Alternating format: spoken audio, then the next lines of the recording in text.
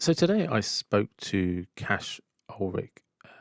We really got into music and what music is to him and where it takes him, how he helps others. We got into some great conversation about getting on stage, how he gets there, and the effect that music can have. And it was really good. It's going to sound a bit strange, but it felt very intimate the way him and I were talking to each other. And there was these cross references between music and sport and what that means, and visualizing where this takes you and flow states. And yeah, it was a great podcast, and I really enjoyed it because it was one of those that went in a direction that I could never have anticipated. And I really do have to thank Cash a lot for his time. It was very much appreciated, and I hope you all enjoyed the podcast.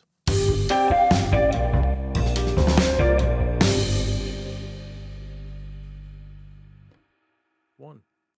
Hi, Cash. Welcome to the David Watson podcast. Thanks. Good to be here with you. No, I appreciate it. And a little shout out to Samantha for doing the email introductions. It's always a nice way to get more guests to come on. And yeah, exactly. One of the things that I wanted to get into straight away, if I may, is when I was doing just checking out your website and who you are, and the first thing that got me is your logo. Oh yeah. Where did that come from? I was kind of looking for something that had more of a kind of symbol feeling base. Yeah. You know, I'm a big fan, obviously, like everyone, of like the Led Zeppelin guys. Okay. So I think it was kind of influenced by how, like, Page and Bonham, they all kind of had a logo or symbol kind of named after them, or attached to them. So that was kind of like my feel behind it. Kind of went through a whole bunch, found something that felt kind of in a line with me.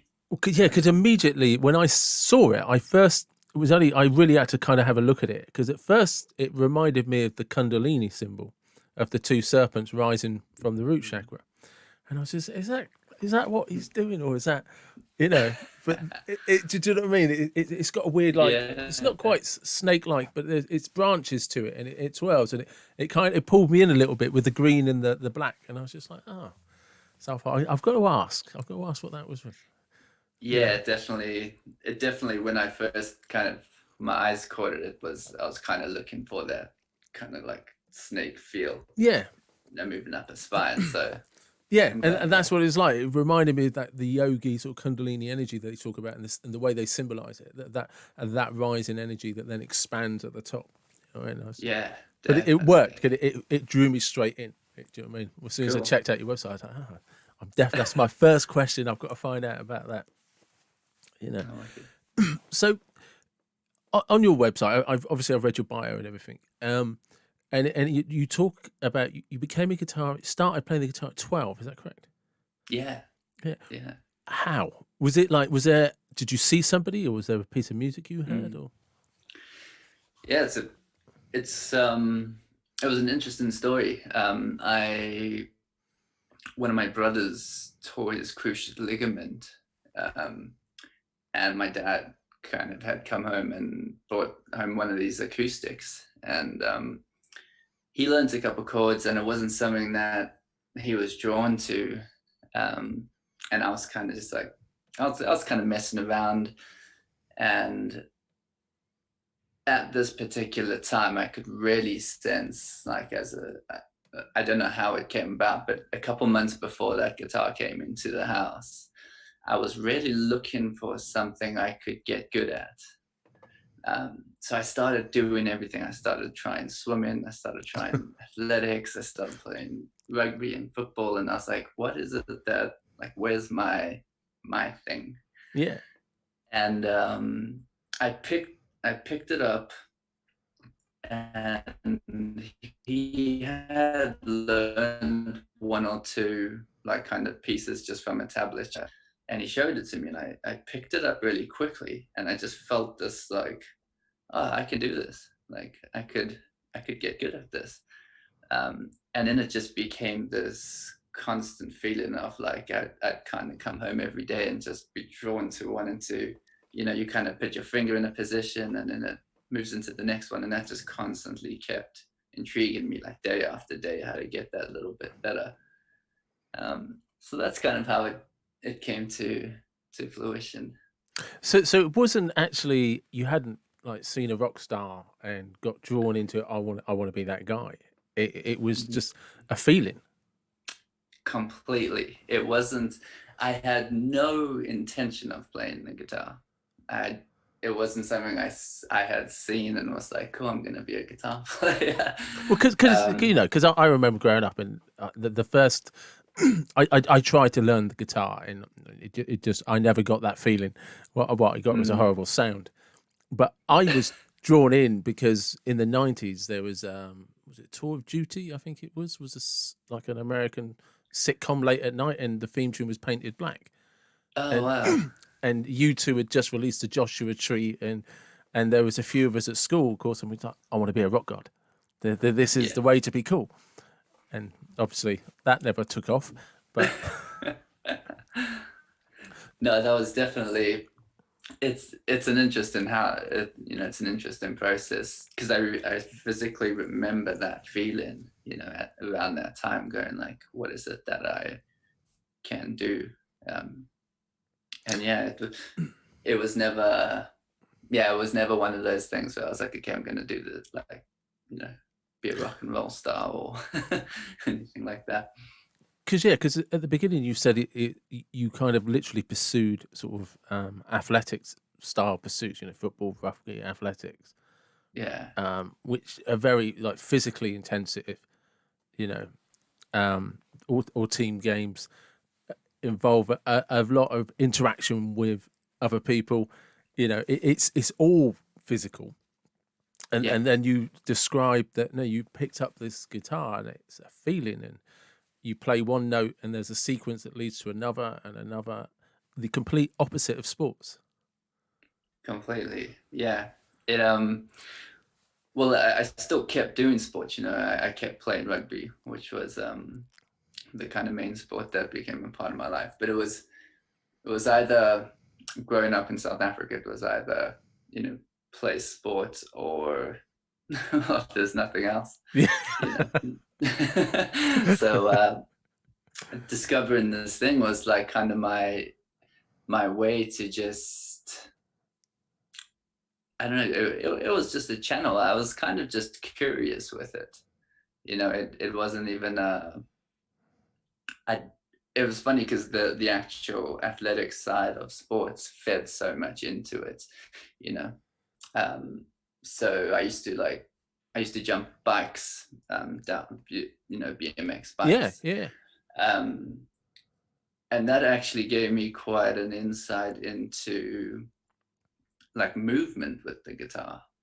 um like Okay. how you'd move on stage, like your physical like body, like when you're doing 360s, or if you're kind of moving from one side of the stage to the other side of the stage. So actually like incorporating physical activity, like sports and rugby, and into your actual like playing, I started kind of marrying the two up. And then I went and as I was finding that out, I went and looked at a whole bunch of guys who, some of the real big players, like Caleb Follower from the Kings of Leon, and Yeah. Slash from Guns N' Roses, and all of, even Axl Rose. I mean, he was like a long distance runner. Oh, And right. you I go didn't know back, that. yeah, and you go back and you look at all these guys, and each guy is kind of tied to some sport activity. And I only found that out kind of years later, but it's quite interesting how the two marry.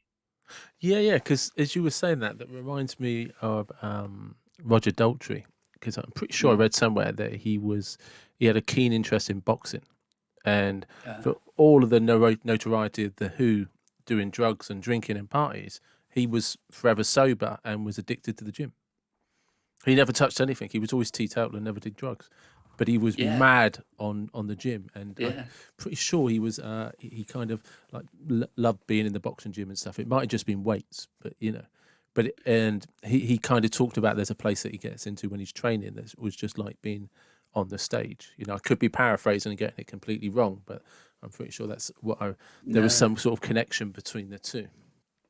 yeah, no, you definitely hit the nail on the head there, because it is definitely one of those things where pretty much with any kind of activity you're doing, you know, you kind of become so immersed in it.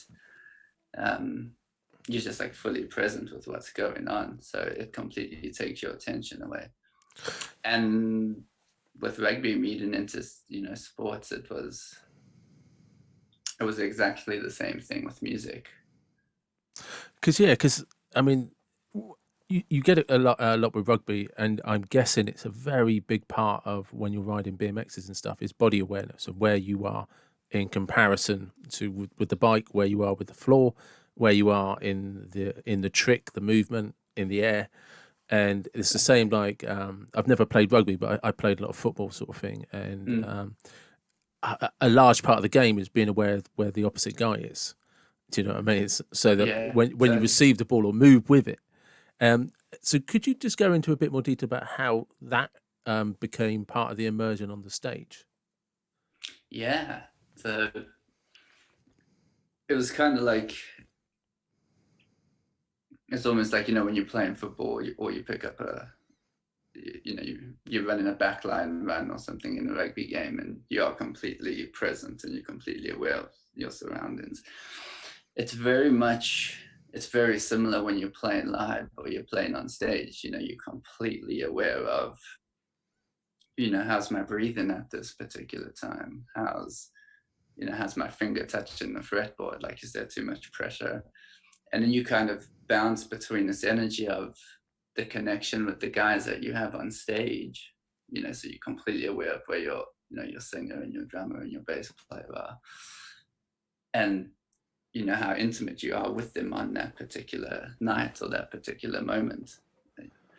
And it's a very, and then there's this kind of like energy where you've then got the whole crowd's kind of energy coming at you.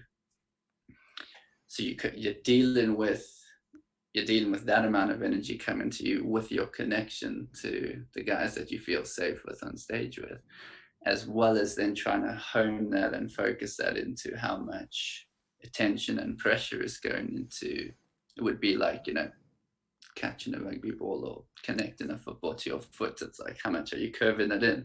Yeah, You know, so you start playing with those really fine details of like, you know, I've had a couple of times where I've been playing on stage and just gone completely blank in the beginning because there's been too much adrenaline coming through.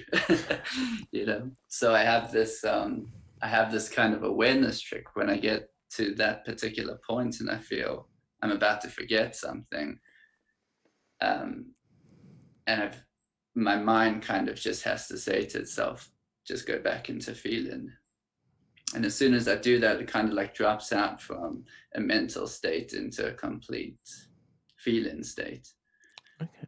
And then it's funny because like a lot of the, you know, you do something so much and you go through so much repetition on something that it can sit right below your fingers. You know, you don't even have to think about it. So you can completely immerse yourself in the feeling of what's going on, I which is, Yeah, there's something because something you said there. I just had this image, and I don't know how old it was, but it was like where you receive the ball mm, and you catch it just right, but then the run starts. Do you know what I mean? And you can yeah, feel the people who's chasing you, who's coming towards you. yeah, And when you stick with the feeling, it just always works out. You strike the ball, it goes in. When you know, or mm, you make the tackle or whatever.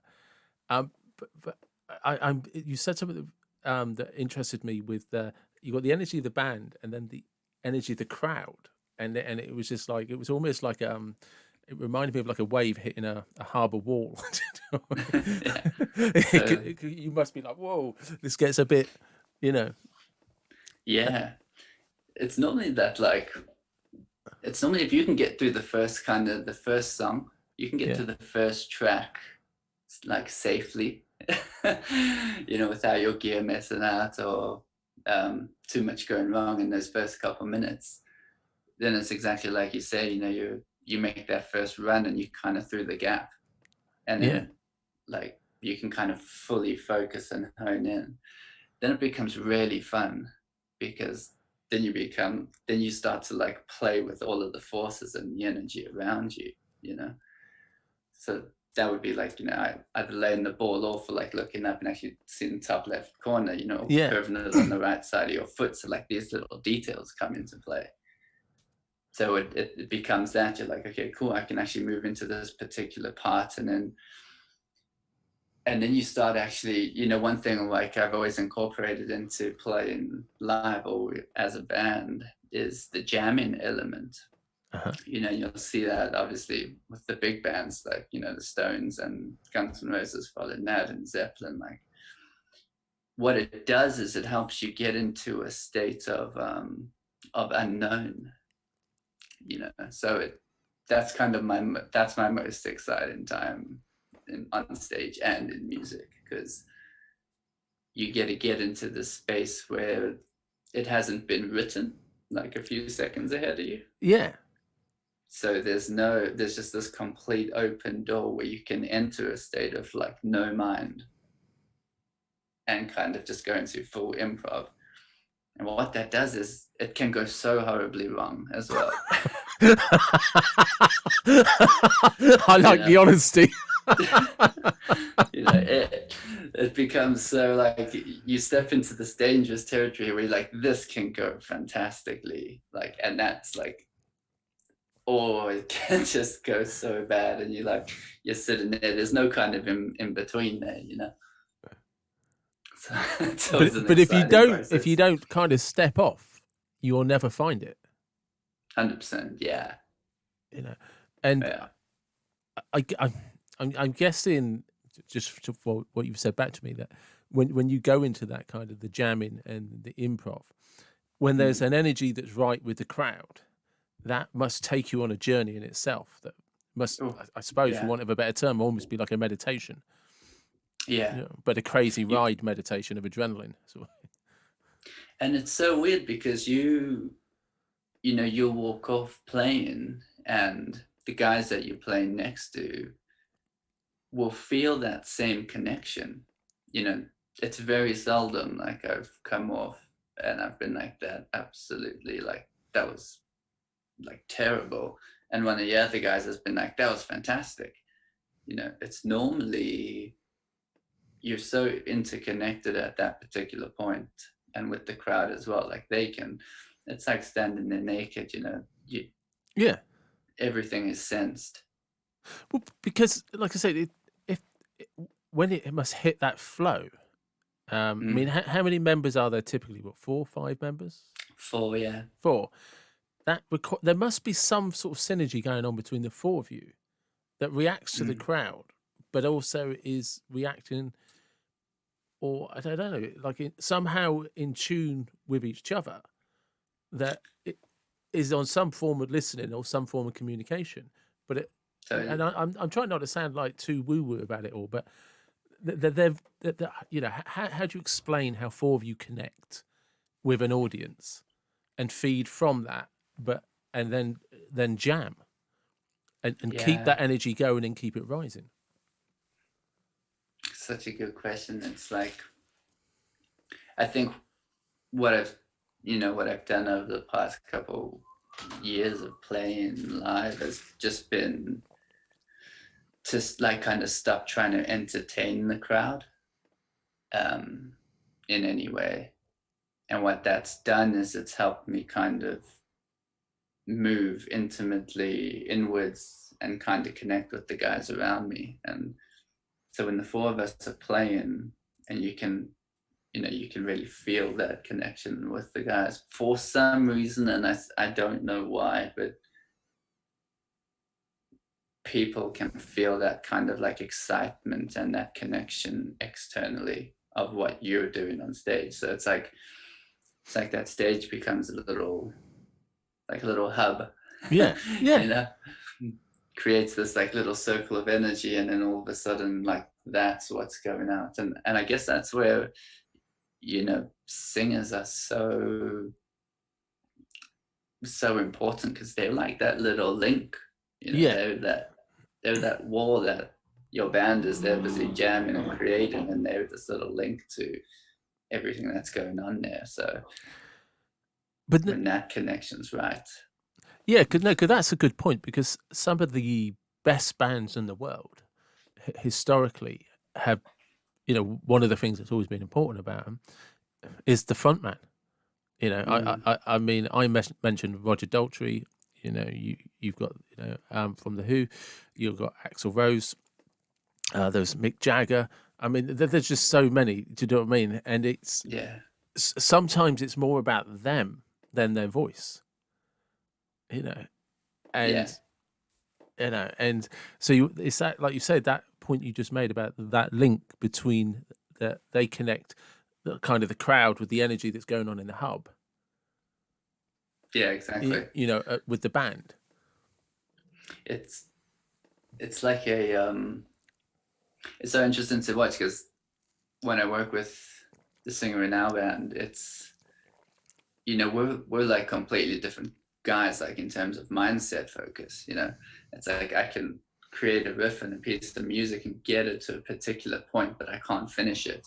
Yeah, And that's where that kind of like that vocal writing style technique comes in and finishes it off. So it becomes a very cool partnership. Some guy, a lot of guys can just nail it all together. Some guys have like fantastic voices, songwriting ability, playing ability, and can just do it all in one. yeah. But there is something that happens when you kind of skilled just in that one particular area. So like I can't write the bass riffs that the bass player will play. I can't write the drum parts that the drummer will play. It's like when you take that person's whole being and personality and inject it into each one of those particular places, it's like it becomes and then those four gel, and that's what's so rare, is to find that type of connection with those guys. I mean, I spent years in bands just trying to like find that type of connection. And for some odd reason, when I stopped looking for it, and I was just like, I'm just going to play music with a few guys that I really love, that I'm connected with, that then it tended to work. Weirdly, because that kind of goes back to when you were 12, when you were looking for something to pursue, but you kind of stopped looking and just picked something up and I'll just try this. Oh, this is quite good. I'll come back again tomorrow. Yeah. So you kind of like that universal law, eh? Yeah. Do you know what I mean? It's just a weird sort of. Actually, I'll stop looking and I'll just hang out with these guys and I guess now you're a band. Yeah, that's exactly how it came about, because we were thinking of like, we were like, look, we're gonna hang out on a Friday night anyway. Yeah. That's like, but we're all good players. Let's get in the room and see if that was my thinking behind it in the beginning. I was like, let's see if this goes. And even where you recognize, okay, maybe that's completely different, or we have a different style of music, it didn't really matter. It was just like, we love to be in the same room and hang out. And I think that's a lot of the times where it kind of goes a bit wrong now in the music world, because a lot is just, it's kind of picked and pieced and placed together. Whereas you see bands like Metallica, and these guys have been going for so long. Yeah. Just starting in like Lars Ulrich's basement, James and Lars together. It's unbelievable. But I mean, the greatest traditions of some of the greatest bands is that they were just schoolmates or just met. Do you know what I mean? And it was never. It was, they just clicked as people. More than anything else. It was just, oh no, this works for whatever reason. Yeah. And then exactly. then the music followed from that. Whatever came from the roots were actually, we all just like hanging out with each other. Yeah. You know? Yeah, that's always creates a flow when it's like that.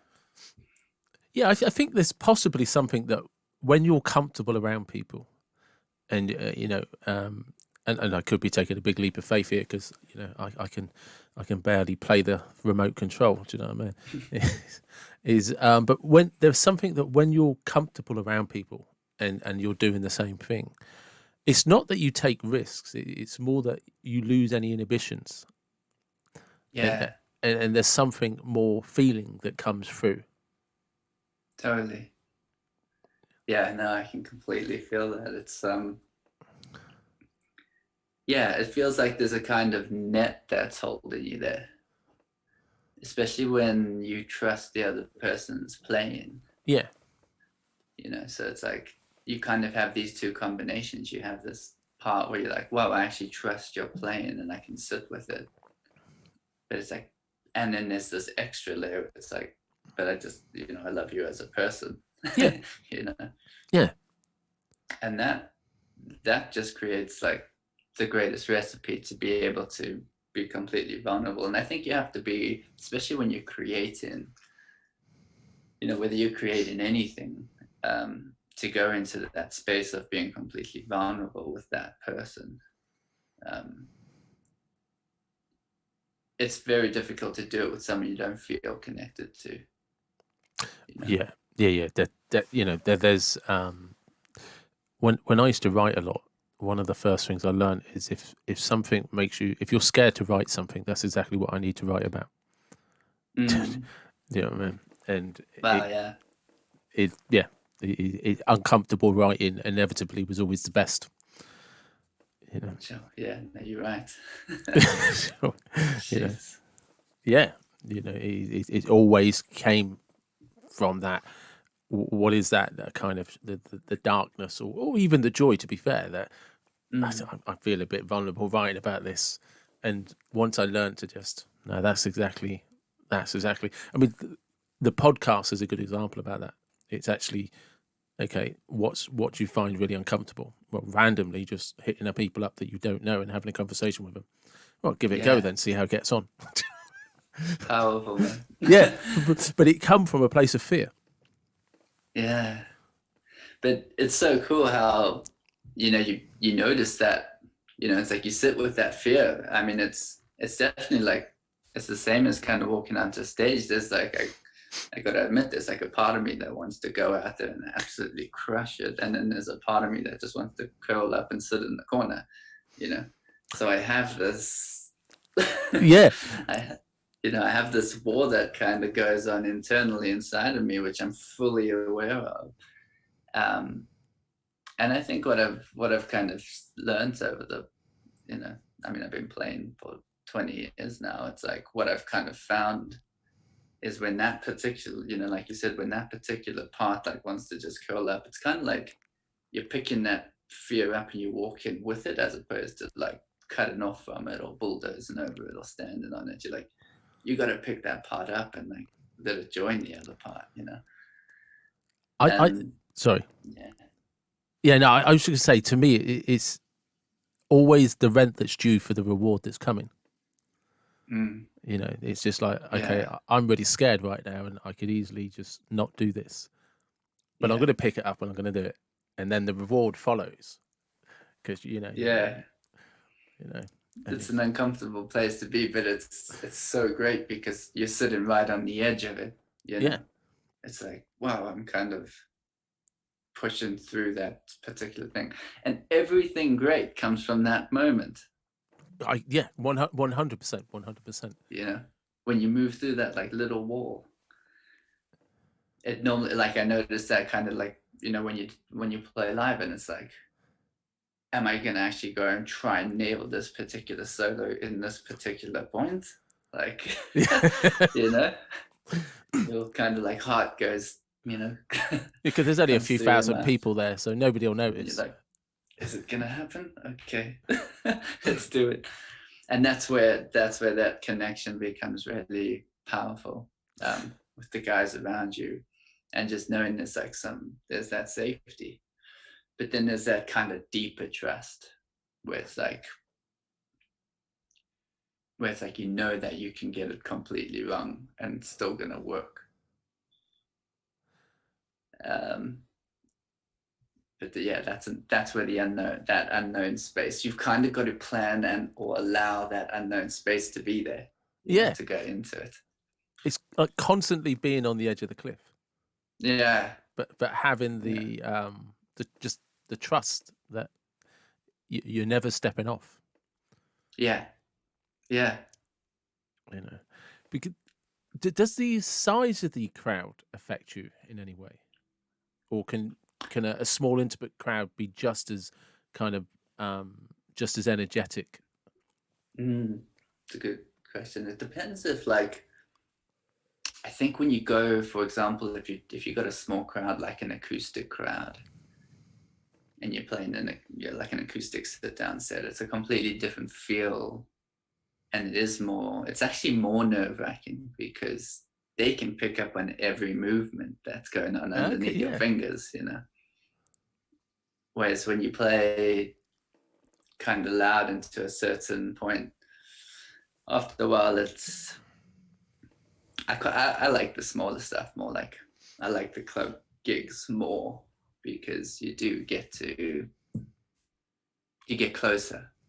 yeah. It does feel more intimate, which I love. So I'm a fan of that. But then I also love the sensitivity that comes from a small acoustic show. So Okay, they all have like their joys. yeah, yeah. So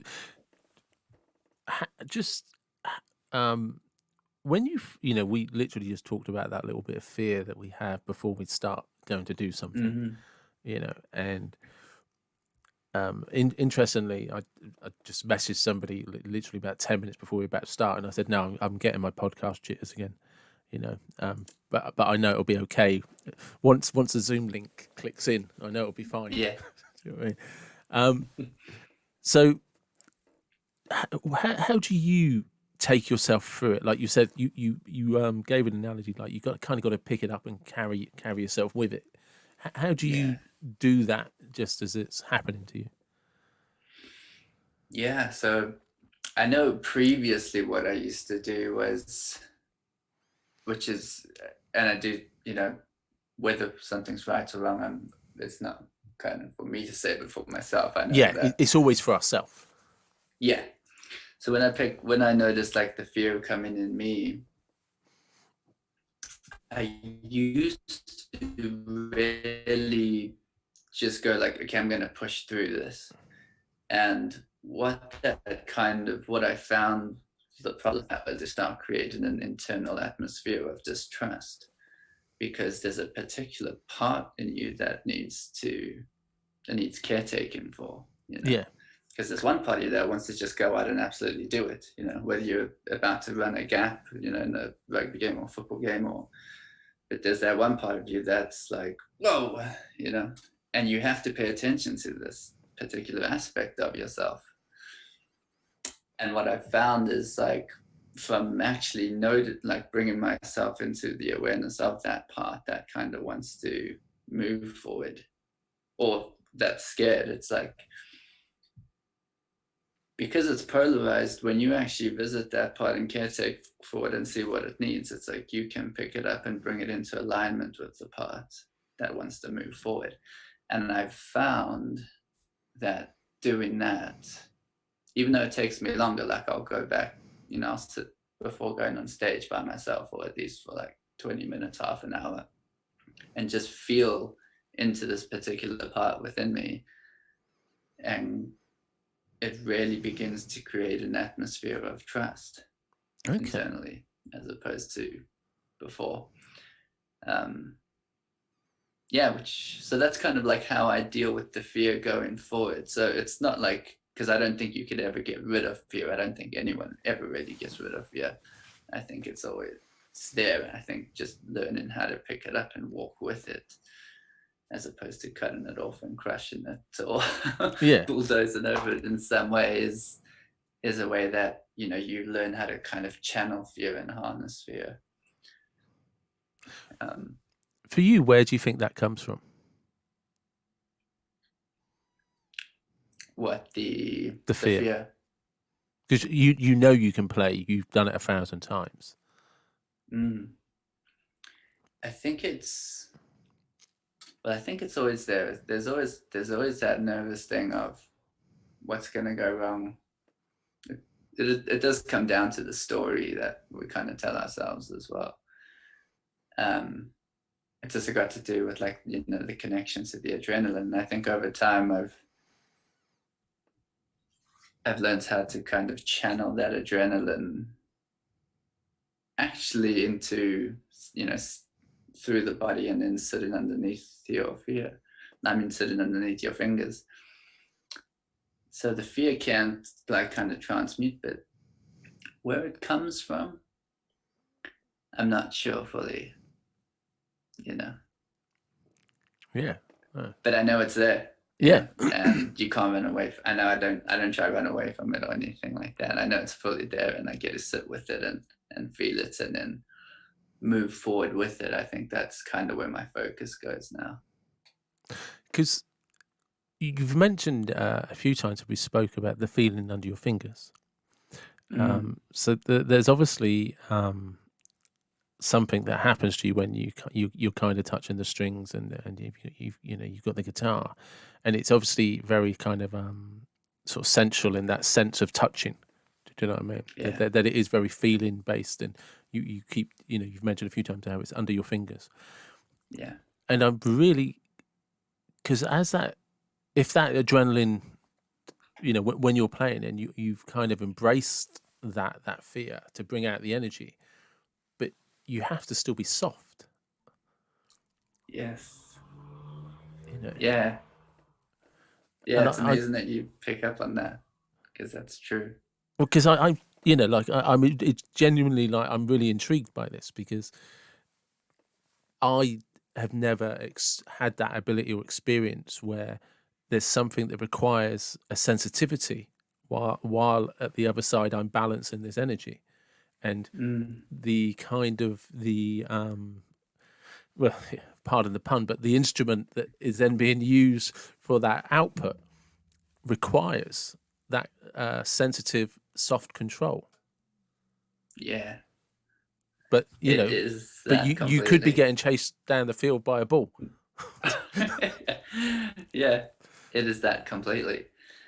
Um, I guess you'd experience that definitely, when you're playing football, for example, and you're running, and it's like how you're balancing and touching it between your legs while you say, you're being chased. Yeah, I mean, I've kind of had some of that experience when I'm on a surfboard, when I'm on a longboard, Mm, but it doesn't require, because, like, with a football or on a surfboard, I can just lean into the wave.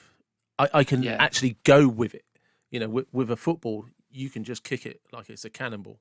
Do you know what I mean? yeah, And just let. yeah, Do you know what I mean? let it You don't have to go. be soft about it at all. Which kind of tells you Yeah. what sort of football player I was.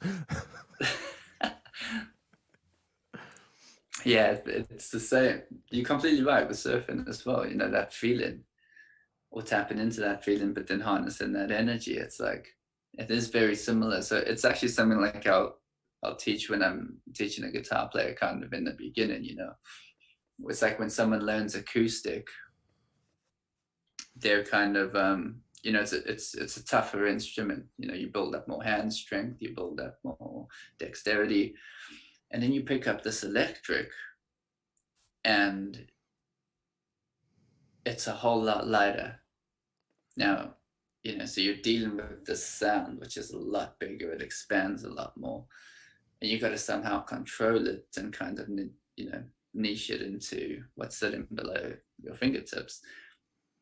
So you've got to contain this, like, the safety sensitivity while you're playing, and then try, if you're playing in a rock and roll band, you're quite, and you're harnessing this energy of complete drastic movement on the other side. So it's like there's that constant balance when you're playing live, especially. It's like, can I be sensitive while I'm, you know in, going off and enjoying myself, and Yeah. Yeah. as you know, and the best guys in the world are able to harness that and like pinpoint that to such a beautiful degree. And then it goes even further, because then you start to, you're then also dealing with not just the sensitivity, but like what sound is coming out. So now you're tapping in physically, sensitively, and in an audio sense of like how, which direction, what am I pulling out of this instrument, and is it connected to a deeper part of myself that's coming forward? So it's, yeah, Yeah, no, because good game to be a part of. yeah, because there is, isn't it? Because like you say, if you're like on full on like rock and roll mode, Mm, you can probably release, but then you get the more sort of intimate songs that much more gentle, but you've still got that. It's that, I suppose, that balance of energy again, isn't it? And I suppose that yeah, requires the audience as well to sort of just tune in and lower back as well. yeah, exactly. And I think that's always why you'll see, like, when a band kind of becomes a stadium rock and roll band, like Led Zeppelin, they'll do like, they'll they'll do 2 hours of heavy, and then they'll go into like a full-on acoustic set kind of mid mid show, and then come back out and level it off. And that's always when I've seen a band, you see that with all your big bands normally kind of tend to do that. And it is, you give the crowd a break, and you give them this like sensitive part, while in learning to help them explode on the tail end and on the back end of the show. So but yeah, the sensitive touch is important, I think. Which brings me back to, and it's a good way to kind of go off sideways, because you do have Mm. a 12-week program where you teach people to play guitar.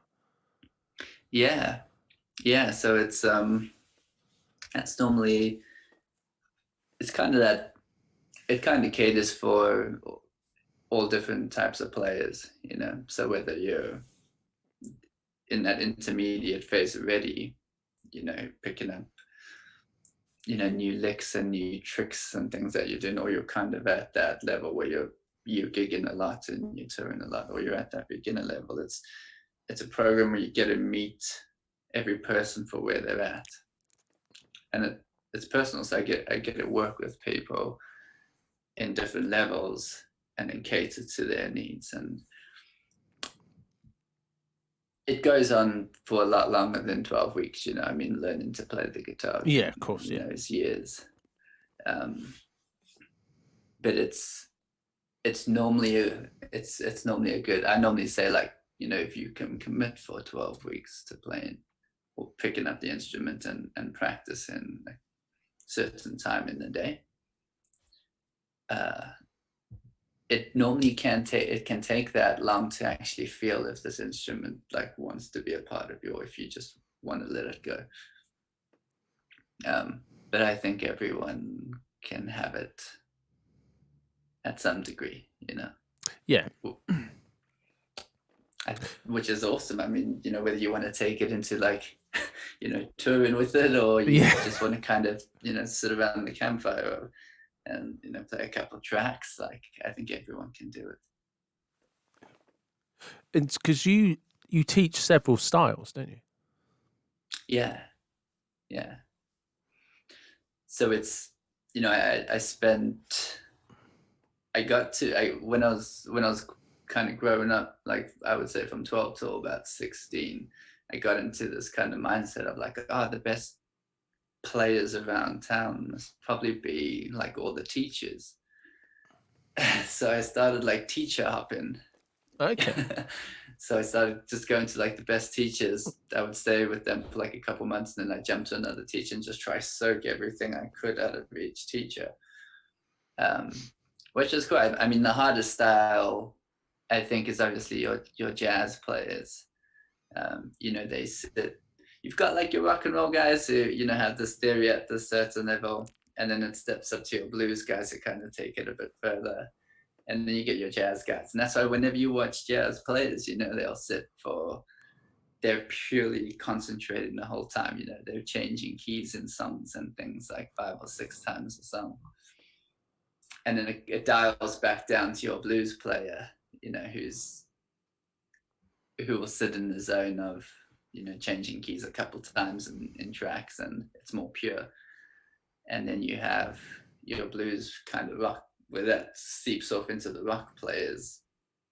And the reason I like them all, but there's something about the rock and roll where there's that extra extension of forming bands, and there's like no limit to it. Yeah. Um, but yeah, it was, I think having the whole collective mix of having that knowledge of all of those different styles it's just allowed me to kind of relate on different levels. 'Cause it's interesting listening to you, the way you were talking, you know, about what you were trying to absorb from all of these different teachers, and the way you're still talking about it now in the present moment is I haven't kind of figured out yet if it's like learning a language to which you'll never fully understand, you know, but the more you learn, the more you realize there is to learn, or Mm. whether it's like, and this can sound very strange, but like you're cultivating an ecosystem that's constantly evolving. Yes, yeah. It's like the better you get, the worse you become. Yeah, You know, you start getting better, and you just realize like, whoa, I've just opened up like a whole world, which I realize I am so small in comparison to. Um, but it is really beautiful. But there'll be particular areas which I know like kind of a person will be drawn to the most. And I don't know what causes that. You know, that's obviously something a lot bigger. You know, it's like, why does someone listen to rock and roll and why does someone listen to jazz? It's like, why is someone turned on by the Stones, but, you know, someone could be turned on by, you know, some pop tracks, Justin Bieber or whatsoever. yeah, It's a, you know, it's a different feeling in a different world. Um, but they all stem from the source, you know. I mean, music being at the core of the source, it's like it's inherent in everyone. And there's a reason why everyone has music going on in their world in some form or another.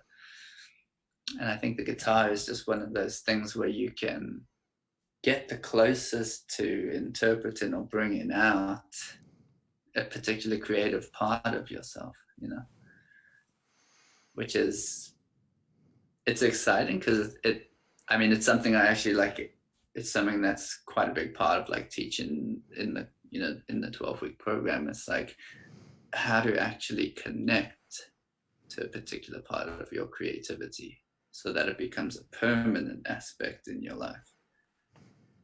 And that's kind of like my goal, to try and help people tap into that.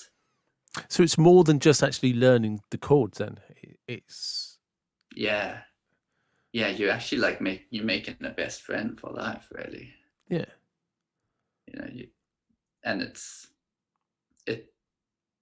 I've watched it become, it's funny, I've seen when somebody takes it on and they go from like 0 to a couple months having a couple chords, and they start to like see this thing, you know, unravel before their eyes. They're like, whoa, you know, I can play.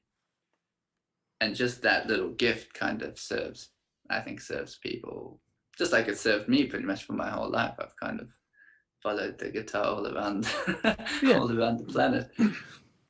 So when you're doing when you're helping people learn, there's that moment where you see them go from kind of the clunky, clumsy, just what they've learned, to a moment where it relaxes and is secondary and it goes into a flow state. And Yeah. that's kind of where you're helping them. That's your. I'm guessing that's actually your goal, is to take them into that place. Yes. Yeah. Definitely. It's definitely to help somebody get into that point where they feel like, whoa, this thing is now a part of me. It's like whether I take it and just stay here, or I take it and form, you know, bands, or I take it and write songs for people. It's like you connect them to something bigger than a guitar. you're actually connecting them to a source of energy that's sitting behind it, which is music. It's nature. It's that's what you're connecting someone to, and it's inherent in them. So when they discover it, it's kind of like they've known it's been there the whole time. They've known like it's been a part of them, and now it's just like, oh, this is an instrument which is like kind of like just a direct source to it. Yeah. So it's like as soon as someone actually feels into that, or you can help someone step into that, it's like all that then happens is it's like the better the relationship gets to that instrument, it's like the deeper your connection gets. And that's why you'll see, you'll see big guys just there. You can almost imagine it like opening a tap of water. Yeah. It's like you open it, it's like drips comes through, and it's like you're just trying to get that thing flowing. And when you see guys play on stage and it's just second nature, it's like that tap's flowing. You see Jimmy Page go for how many hours he goes for, that thing's, there's no ways you're going to put a cap on that.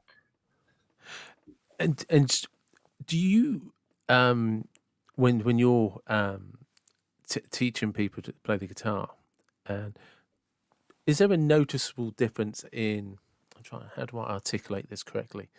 So I don't mean in the way they play, but the way they've connected once they've experienced that flow state. So if I bring that back to surfing, I remember the very first time, not that I do remember the first time I stood on the board, but the very first time I stood on the board, but I was actually going with the wave and relaxed.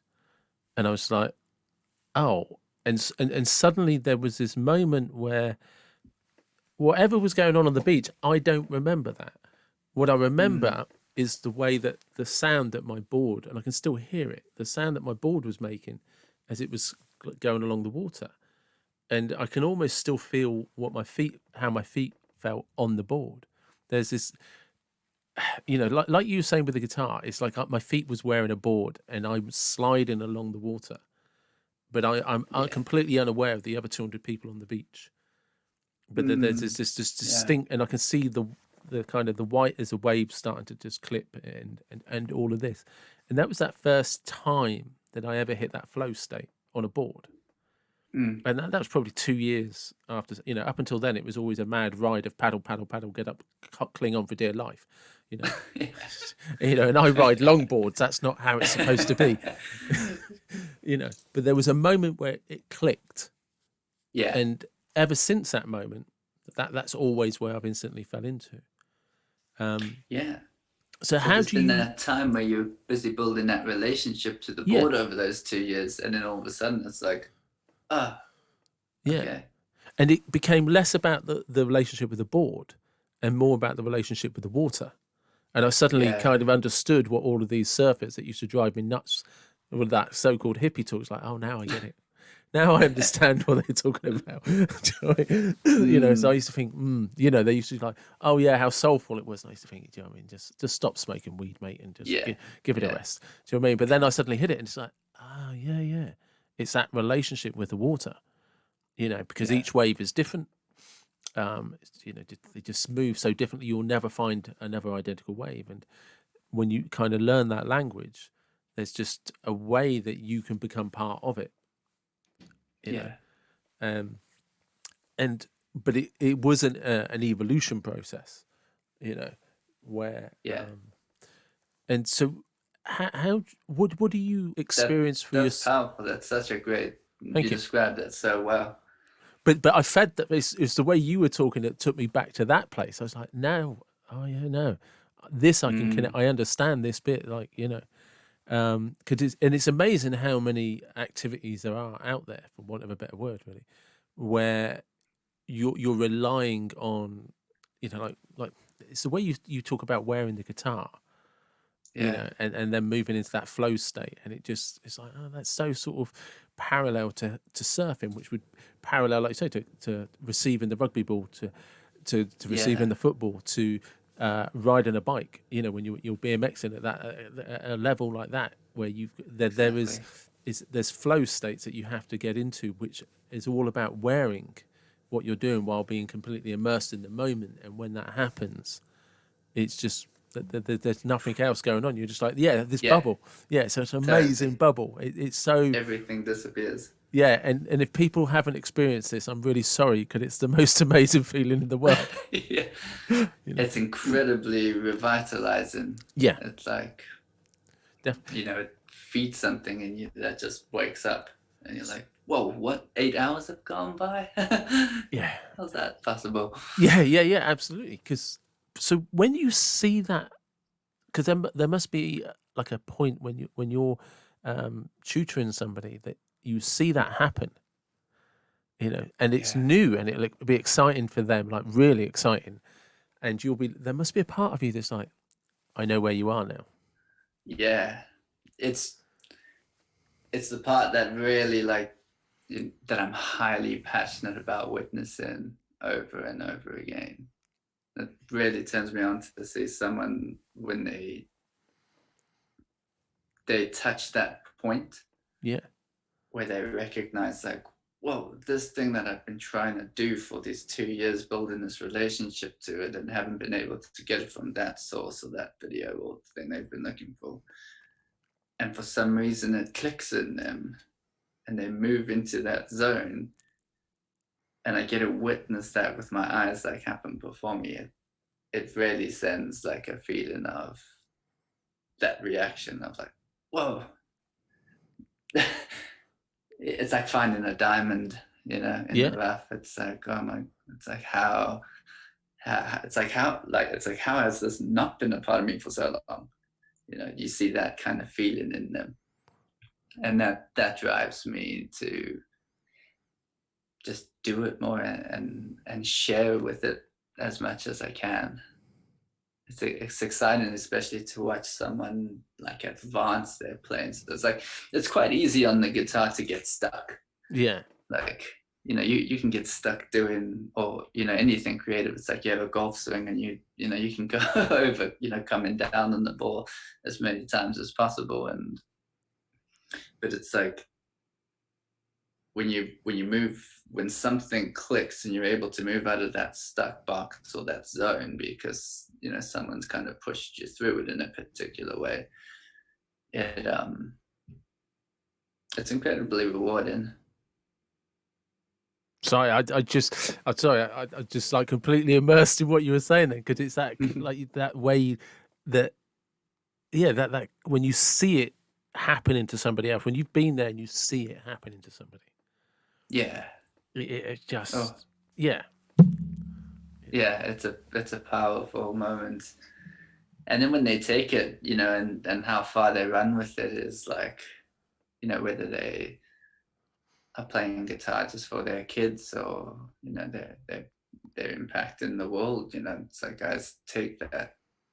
I think a big part of me is taking what I've kind of learned over these past 20 years as a player and musician, and really just handing it to someone while I'm still playing at the same time. But it's like, I think you get to and I know, you'll know this as a coach, like you get to a particular point where kind of the only way you kind of forward yourself or move forward in yourself is to teach it and to give it. yeah, It's like you can hold those type of aspects for so long, but it's like part of your own development becomes passing it as much as you can. It becomes like your source to now creating so many other people who can do it. And that it is, feels, because there's something that when it clicks and you get to see it click, and mm, something about somebody's, it's not that it's like that their energy alters, yeah, but it changes everything about them physically. it does. Yeah. Yeah. And yeah, I'm not sure how to articulate that.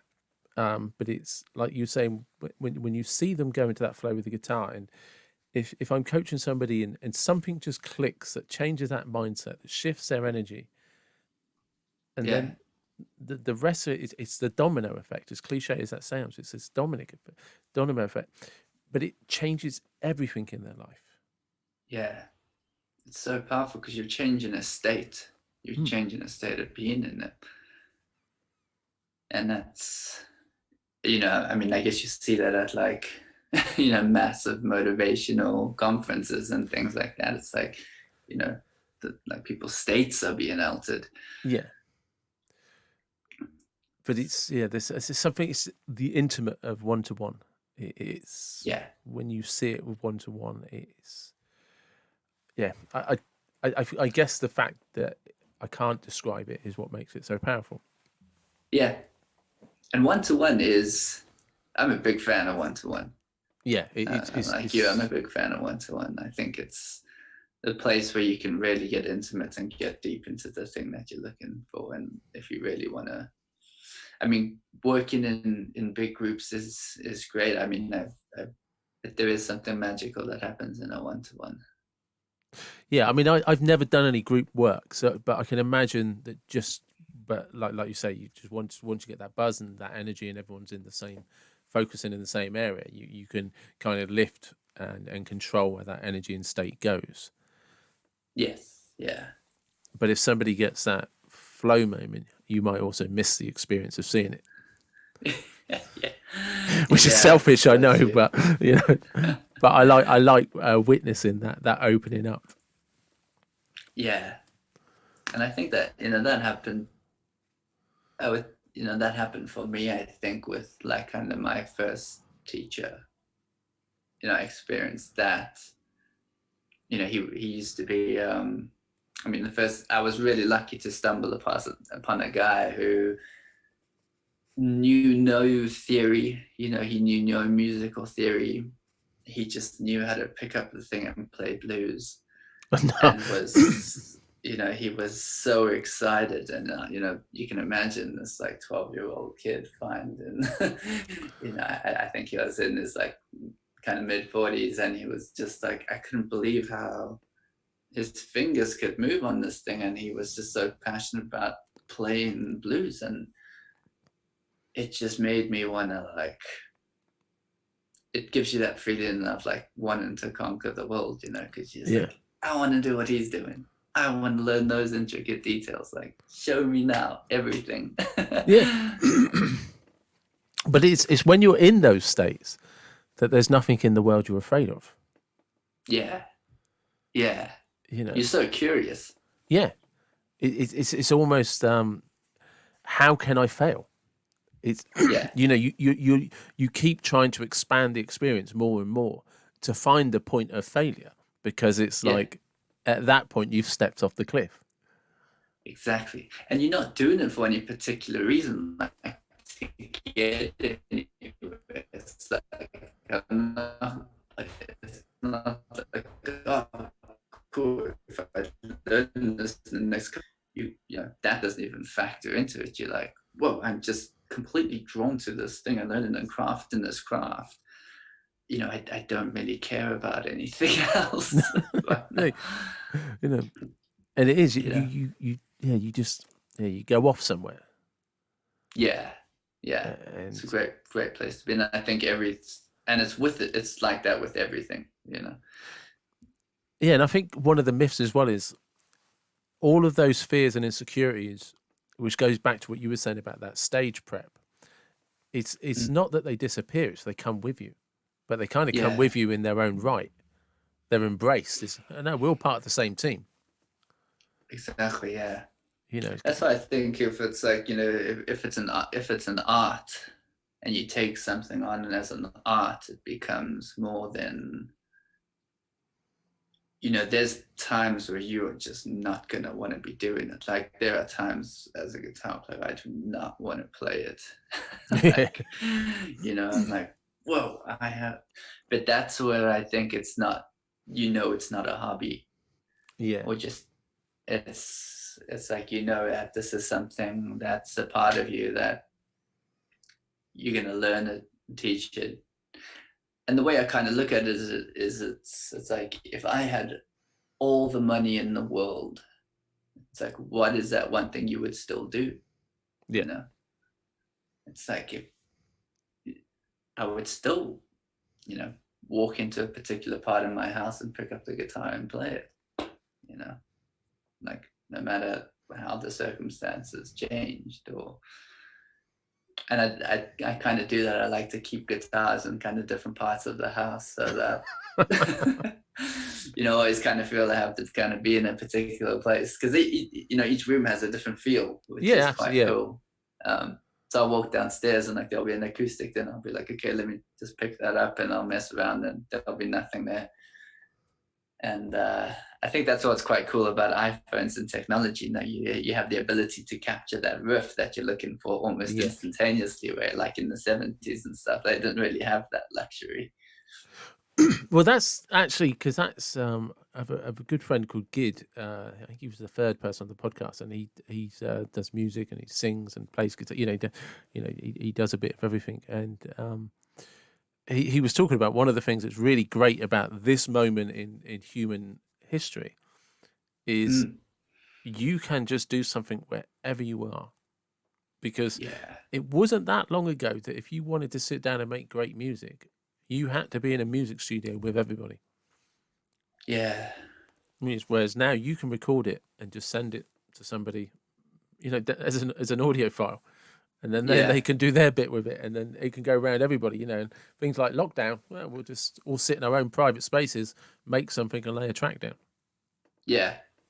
It's funny because it has like, when it comes to music, I guess it has its amazing qualities, like being able to teach online and teach on the go and create a track and actually, do it online and send it off.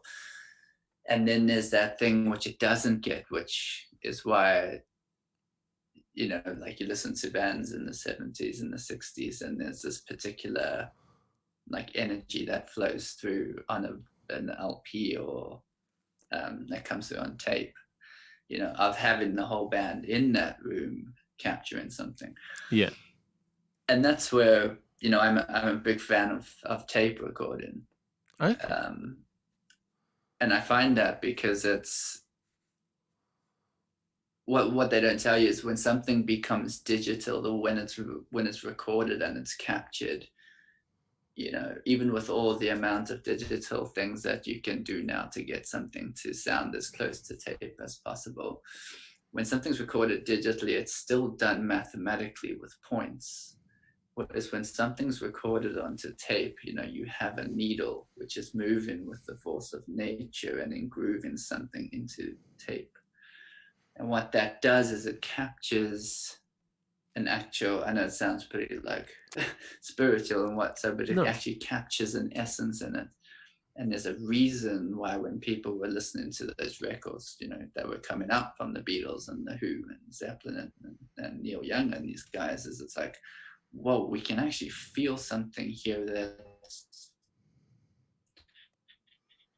you might not be able to hear a difference fully, but you can definitely sense a feel that's completely different. And it's funny because your actual body picks up a higher vibrational frequency. So it's like, that's why we love going to live gigs, because we Yeah. actually, you feel the full impact of that band and that sound. It's like when you listen to a full-on tape recording come from an LP, it's like, whoa. Because I'm sure there's Whereas something. listening to like Spotify, it's really small. Yeah, no, that's true. Because I'm pretty sure I might, I might be incorrect here, because it was a long time ago that I remember learning about this, and it's kind of like a little side shoot, because I used to be into antiques, and the reason old original jazz records are in demand was because the original recordings caught the atmosphere, and Yeah. there was something about, I could be really wrong, but it was something about when things like cymbals and stuff were hit on the original records of the recordings of the original artists. People would say that they could feel it. They could actually feel it in the Yeah. music, and it picked up a different sound that jazz players, if they try and replicate that today, no, it Just just can't. doesn't. Yeah. You don't feel the atmosphere. Yeah. It's you don't have that feeling, and that I'd imagine it's still the case with with the purists. But if you were trying to buy like jazz records from the 20s, 30s, 40s, and all of that of some the really big jazz players, and I don't know any of them. I just remember trying to sell some LPs in an antique shop, and they're like, "No, we're really, really interested in." It was either like 60s or 70s stuff with the original artwork nothing to do with the Yeah. music, just the original artwork. But obviously, had to have the LP involved. Or if you can get original jazz, there was something about the way it was recorded, and like you were saying, the way the groove went into the record, that it was such. Yeah. No, you could put in your headphones and feel that you were there, and Yeah. you just don't get that with digitized music. You lose No. Yeah. something about the fact that I don't know. It's a copy. It's not an original. Mm. It's a copy. Yeah. And it's weird because when it's on tape and it comes through like that, it feels like you're in that room, you know? It's like, I noticed that a lot with recording acoustics, acoustic guitars to tape and then digitally. It's, you know, one can be just 2-dimensional and the other one's kind of 3-dimensional. And I think it's heard really well if you go back and listen to those Neil Young records. Okay. You know, he's got you know, like Heart of Gold and tracks like that, and you can really just feel that acoustic kind of come through. I don't know, it's a sound that I get quite romantic about it. But that's good, because that's the essence of you know, like we were talking about, getting into that flow into it. It is somewhere in your heart. It's coming out of your head and going into the emotional part of who you are, and it kind of your existence, the source of your existence, for want of a better term. Yeah. It takes you into that place, and there's something about that old music, the way it was recorded, that it kind of caught all of the imperfections that digitized music takes out. Yes. Yeah. You know, digitized music is a weird obsession with perfection. So you know, so whereas the old stuff, it has all of the variations of the atmosphere in the room, and what could come across on when it's, you know, the computer's trying to figure it out as interference, is no, Wow. that was, you know, the hangover of the cymbals or something. That was it. Was this something like screws or something that used to be in cymbals, or on a where the drum that they hit? Did they used to have screws that used to leave a resonance, like a vibration, after it was hit? Oh, I'm not sure. I mean, I could be so wrong. Do you know what I mean? it.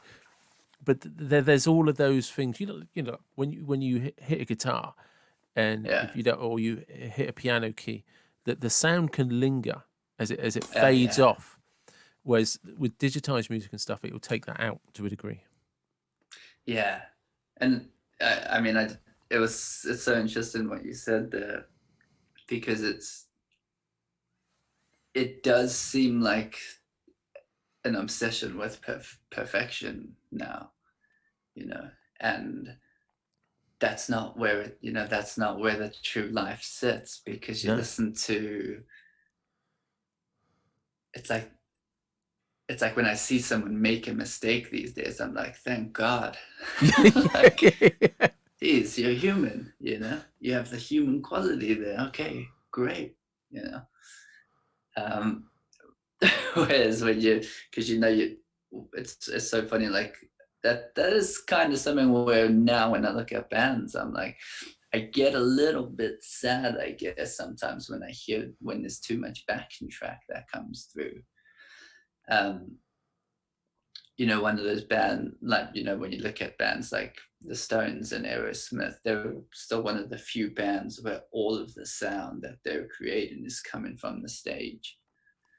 Um, as opposed to, you know, sounds where it's synth or it's done from backing track. Or and I think it's got something, I definitely, it's kind of like my own theory where it's got something to do with guys learning to play when they were picking up how to learn their craft from listening to vinyls and listening to tapes, you know, and having to like move the needle to bring it back to a point, Yeah. made you pick up the instrument from learning from ear and learning to really like learn your craft with. I mean, now it's so quick, you can just kind of go online and pull a tablature down and like, you know, learn one of the most complicated tracks, you know, so simply. You don't have to do any work, so you don't actually end up developing particular parts of your ears. You don't these like certain fragments and hearings don't get picked up because you're not learning it in a way where the spectrum is a lot bigger. Yeah, because there must, going back to what you were saying about when you feel it under your fingers. Yeah. But that was you, like you say, because you had to listen to it, try and play it, listen, go, stop what you're doing, pick it up, and it becomes an all-in-one cycle. Yeah. Do you know what I mean? Like you're saying, you're hearing something and then trying to repeat it with that feel under your fingers. You can't just look at something and it's there in front of you. Oh, right, I can just practice. Okay, that's what I'm doing then. Because you didn't have that. It's There a was completely nothing. different world. Yeah, there was nothing visual. Anything visual was looking at what you were doing, Yeah. which then just connected to the feeling under your fingers, which Exactly. connected to what your ears were hearing. Yeah. You know, and yeah, there's that Yeah. combination of all of those senses. It is. What you say there is just so true, because it really is. It's a combination of the whole kind of spectrum being captured. It's like, have I dialed in enough? Have I learned the instrument enough that I can build that relationship to this particular sound coming through? Now it's advanced me. Now when I walk into a room, it's like, now you're playing with these guys. And so I can imagine around that time of the bands coming through in the 70s, it must have been a whole lot harder, because you were up against some guys who really knew how to play their instruments. Now it's like, finding guitar solos coming through music now is quite a rare thing. And I'm like, hey, so But I suspect that means that there's some kid out there now who's just picked up a guitar, and by some random chance, his parent or somebody will be a big vinyl fan and have an old record player. And while all his friends are listening to Spotify, he's got on a set of old clunky headphones like me. And you know what I mean? Love those. Those. And he's just sat in a chair, lounging, just learning chords and just listening to some old rock, and he'll,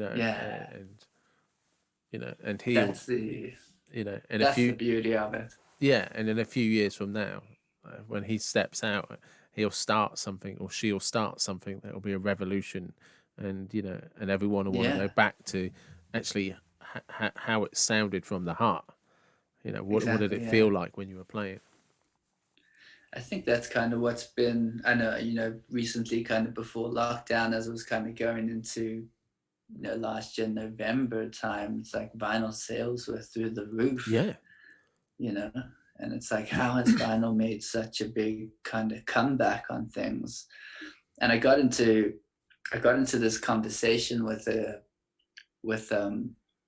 guy who runs a vinyl store in kind of North London in Camden Town. And I went into, it was a friend's birthday, and I was picking up a Led Zeppelin 4 album for him. And I went in, and they had the vinyl on sale, a new vinyl that had been printed for, I think it was like £25 or something. And then they had the old vinyl, like the originals, on sale for, it was like 125 quid. And I was like, so I got into this conversation with him of, what's going on here. And he was so cool and he informed me. He's like, well, pretty much what's been going on is those old recordings that they used to have on tape, which they had imprinted onto the vinyls. Vinyl was the only thing they could cut it onto. He's like, the new stuff that's going onto the new vinyls that are out there is the same as CD quality. It's the same size.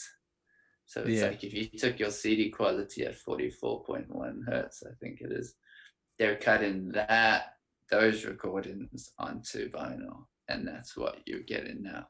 So even though I know, vinyl can capture more than like 100, you're looking at 196,000 kilohertz, which was just far too big for CD and tape. But that's that sound quality, that atmosphere that you and I were talking about. Yeah, and the body picks that up. That's why when you listen to Yeah, those old records, even though your ears, guys will say I can't tell the difference between digital and tape. Um, yeah, you probably won't pick it up fully, but you'll actually feel that difference. yeah, Like you'll actually internally feel that difference on a cellular level, and that's why certain music makes you go like, "Whoa, I can feel powerful now. I can yeah, feel whatever I need to feel at this moment." Um, but yeah, it doesn't come through fully on the new vinyls, which was an interesting thing I found out. But I'd still buy them now anyway. yeah, yeah. No, there's still something just nice about picking up a needle and Yeah. listening. I haven't done it for a while because I don't have a record player anymore. Funny enough, I still have vinyl, um, but I don't have a Mm. record player. But there's the sound of when it drops. There's like a clunk and a soft. Is it? Yeah, yeah. You see what Yeah. I mean? And then the needle comes up and it just drops, and that's when you get that interference sound before you hear the music. God, yeah. It's an exciting moment. It is, because as I'm telling you, I'm talking about it. I can see it. I can see the needle. It's like watching an advert on repeat or something. Yeah. You know. Yeah. Did you ever used to do that thing with like cassette tapes where the cassette would like run out and you'd have like all your tape running back and then you'd have to like screw it in with a pen and then Like we were like a pencil. yeah, Pencils yeah, were good, you see, exactly. because they had that hexagon type shape. You see, Yeah, you've done it. and they yeah Yeah, they get into the corners. exactly. Or a He big was biro writing because these you names couldn't if on. it was round, it was no good. You had to have something with edges, so it had to be a God, pencil or yeah. a big biro. You see. Used to drive me crazy when the batteries would go flat on it as well. You're like, oh God. The one that used to get me nuts is when it used to happen in a car because you could Mm, never yeah, because of the way the cassettes go in sideways. you can't You get it out. and you'd often have to break the tape. Yeah, Whereas God, that sucked. when it happened on and for kids these are the struggles that we grew up with, right? Do you know what I mean? No Spotify in our day, but on an old tape recorder you could sometimes actually remove it, the whole contraption, because they would often, if you when you pressed eject, you could press Yeah, the like the tongue bits out that held it in, you could press them out and remove that, and then you could access the actually the gubbins inside the tape recorder and just gently unravel it all. yeah, yeah, and exactly. and if you didn't get too many creases, you could almost rescue the tape. Yeah, But it in a would be an car, art to try and save your own tape. yeah, but in a car, because it's like because tapes were expensive, you know, Yeah, and once it was gone if you weren't careful. Yes, yeah, in a car you couldn't get that, you couldn't do that every car. So often it's just like there was that moment where you're like, oh, and of course, if you when you used to pull them, it would stretch. And yeah, so in a car, because those old stereos didn't remove that easily. yeah. I used to have a I used to have a City Golf as I think it was my second car, and I had this tape which got jammed in it, and I think I drove around for about a year with this tape. Just it was like I think it was the Bon Jovi like "Slippery When Wet" album or something, Brilliant. and I was just Their listening to best this album. Their thing. best album. Yeah, I was just listening to this thing for a year, and I was like, God, I know all of the lyrics backwards now. Can't get it out. Yeah, Oh, no, I but enjoyed that time of it. yeah, they were great days. They were great days. So we should actually, because we haven't mentioned it. What is the name of your band, and how do people find you? Yeah, it's called Still, and we're on Spotify. Um, got a couple EPs out, and we were doing quite a few cool shows before lockdown hit. So I think we might pick it up as we kind of come out. We're kind of just deciding and looking at how things are going nowadays, and kind of what the best routes on things are. But So do you do a lot of your gigs around London? yeah, yeah, currently now, yeah. Yeah. Um, but mainly, yeah, we've kind of just been London based for a while, and then I think we'll start doing quite a few acoustic shows as well. there's something really cool about that. Yeah, that'd be nice. And that's still on Spotify. Still, yeah, Is that still as an STILL? yeah, Yeah. STILL. Okay. And who were you before that? Because there is a little journey of bands, wasn't there?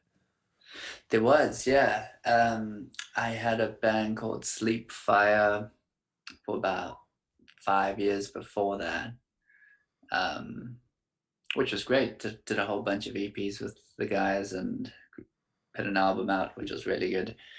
Um, so that's also up on Spotify. You can probably, I think you can access like most of it from my website. Yeah, cashulrich.com, it'll be on there. And then yeah, that was awesome. I mean, that was like a cool 5-year project, and I was in it with two. I got two older brothers who Okay. play as well, and they were a part of the band for a while. For those 5 years, and that was an interesting dynamic. To Yeah. work with family in the band is a completely different thing. Yeah. You know, um, it's an interesting way, but it was awesome. It was a great, it's really cool journey for the time. And do your brothers still play in bands, or have they stopped altogether? Um, they still play. I don't think they have any. They're not playing in bands at the moment. No, but they do still play. I mean, I Yeah. think when an instrument becomes a party like that, you It's you just keep there. it forever. Yeah, Yeah. So yeah. so that's good. We've actually gone for about an hour and a half. Oh wow, Yeah. Yeah, I nice. know. Yeah, I know. And there's this list of things I haven't spoken to you about yet. Like Chris Harina and calisthenics. Keeping Oh, fit on wicked. the climbing wall. Awesome. Yeah. Yeah. And because there was something I wanted to. If do you have time? Do you have a bit more time? I've got time. Yeah, Yeah. cool. If you're good, Yeah, sweet. yeah. Because you on one of the descriptions you get into about with your music, and I mean you talk about online business, and it is all on your website, and I'll make sure I post up all the links to your website, and Thanks. and I'll find you on Spotify and make sure those links are available as well. Is Sure. because there's your online shop, and you talk about affiliations, businesses, and stuff like that. But could you just explain? There's a little bit on your bio where you talk about that. I can't remember exactly how it was worded, but it was like artists at the very bottom or the very top, Mm. and there's nothing in the middle.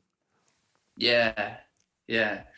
Totally. That was kind of like, I guess it was something which I had noticed with a lot of like how the model is now Yeah, in music.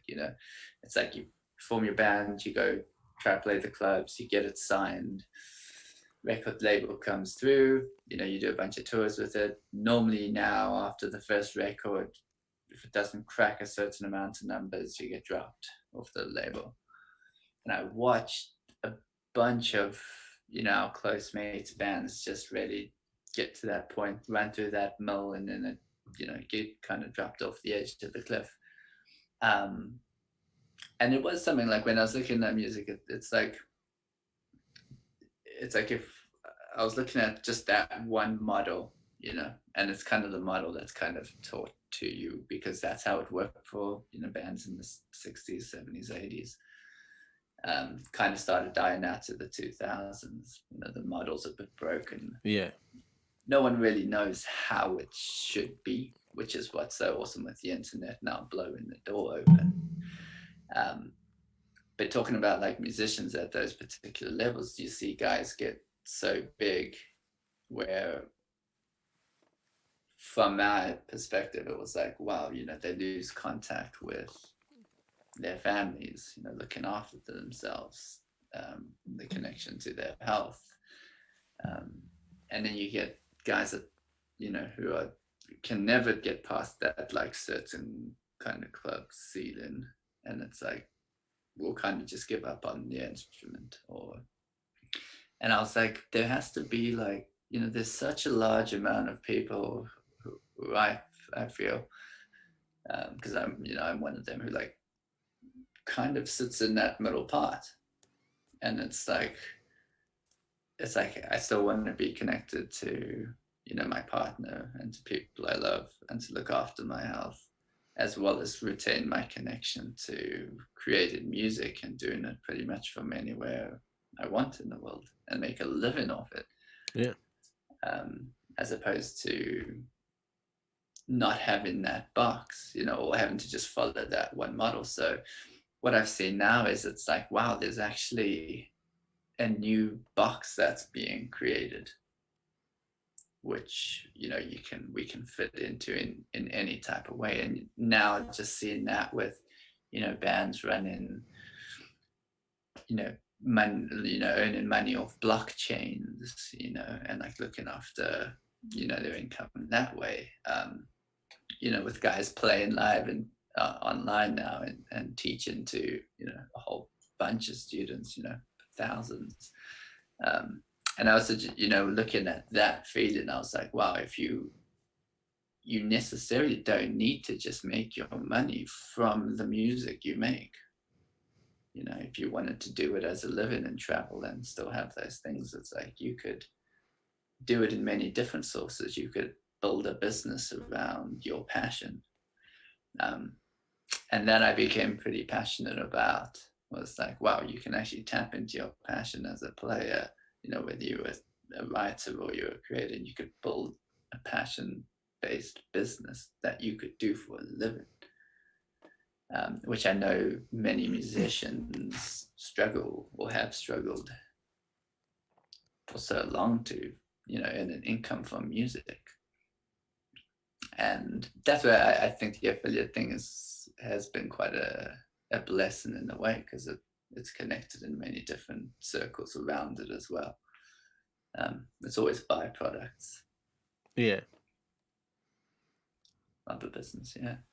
No, it's good because you, like you say, because you have an online shop which is all music related. Yeah. So it's it's helping musicians and people who pretty much move online to create that type of income in an online based business. And with the way that the internet's going now, it's like, how do you navigate through all this? Like, what do I do? Where do I create that? And so a part of working with me is to build a business around a passion. Oh, that's good. It's probably a good place to end as well. Yeah. Awesome. Cool. That's brilliant. Man. Thank you very much. It's been a pleasure. Thank you. All right.